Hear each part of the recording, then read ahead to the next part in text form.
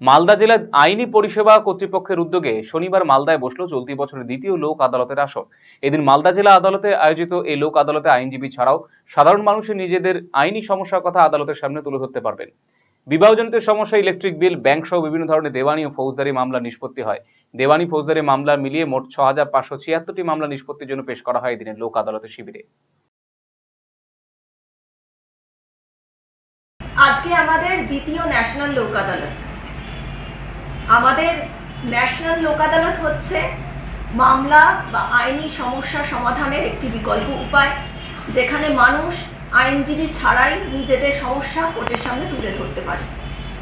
এখানে বিভিন্ন রকম মামলা নিষ্পত্তি করা হয়, যেমন ফৌজদারি মামলা, মোটর অ্যাক্সিডেন্ট ক্লেম, রেলওয়ের মামলা, bank matter, electricity matter, BSNL matter, বিবাহ সংক্রান্ত সমস্যা, জমি সংক্রান্ত সমস্যা, উচ্ছেদের মামলা, বিভিন্ন রকম ফৌজদারি ও দেওয়ানি মামলা এখানে নিষ্পত্তি করা হয়। কতগুলো কেস আছে মোটামুটি?